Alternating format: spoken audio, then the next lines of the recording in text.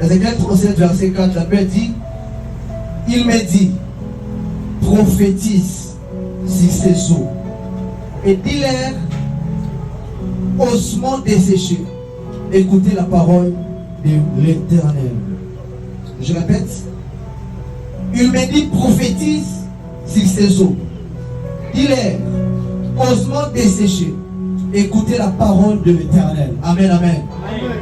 Je suis convaincu que le Saint-Esprit fera revivre quelqu'un qui était sèche au nom puissant de Jésus. À l'issue de ces programmes, je prie que là où ça n'était plus, que le Saint-Esprit puisse passer par-dessus tout, afin que tu reçoives la main, la visitation de Dieu ce soir. Est-ce que je peux commencer mon message ce soir?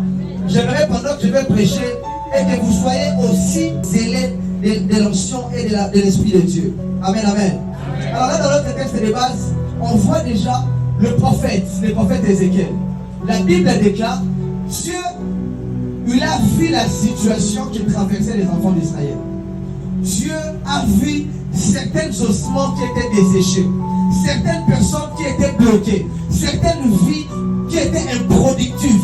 À un moment, il produisait les choses, des bonnes choses, mais à un autre temps, alors que ceux qui étaient censés reproduire des bonnes choses, alors rien de bon sortait en Israël.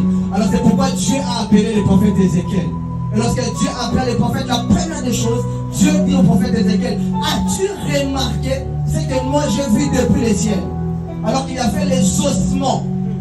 Il y avait tellement des ossements. Il n'y avait plus de chair.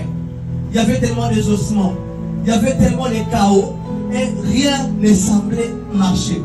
Et la première des choses que j'aime dans le prophétique, lorsque Dieu appelle un homme, Dieu il fait d'abord le type des cas.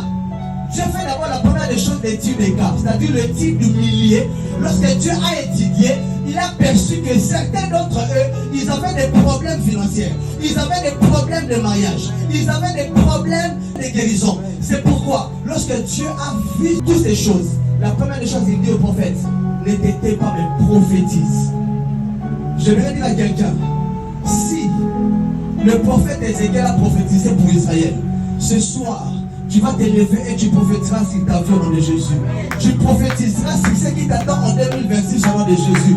Si le prophète Ézéchiel a prophétisé sur la nation, mais ce soir, toi, tu prophétiseras sur ce qui t'attend au nom puissant de Jésus.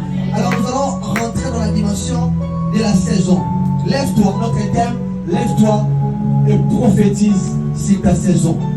La saison commence généralement lorsque nous commençons quelque chose de nouveau. La saison caractérise une nouvelle étape